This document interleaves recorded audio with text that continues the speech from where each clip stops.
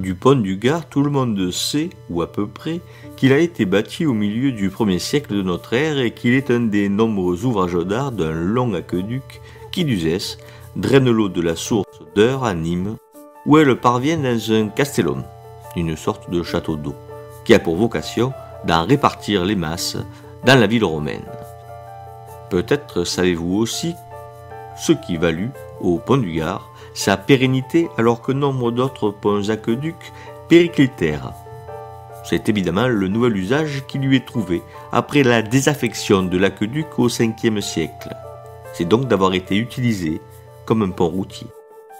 C'est ainsi que le pont du Gard renaît, et ce n'était guère difficile à comprendre puisque, comme le célèbre fromage, c'est écrit dessus.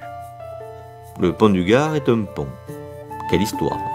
Mais ce pont, qui n'est pas un pont, mais un ouvrage d'art chargé de porter haut une canalisation qui, par gravité, transportait l'eau, il a fallu en faire un pont.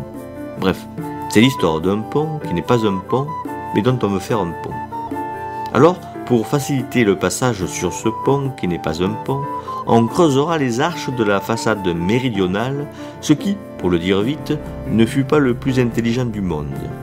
Car cela exposait les passants, lorsqu'ils sortaient de derrière une arche, à des rafales de vent susceptibles de les obliger à un bain forcé, quelques 20 mètres plus bas. Je connais des méthodes plus douces pour forcer à des pratiques hygiéniques. Mais voilà, le mot est lâché, l'hygiène. Car si le pont du Gard devient un pont au Moyen-Âge, la vraie raison pour laquelle le pont du Gard et l'aqueduc furent construits vous paraîtra incroyable. Je dirais même qu'elle est de celles que l'on ne crie pas sur les toits, de ces petites vérités peu glorieuses pour les âmes sensibles.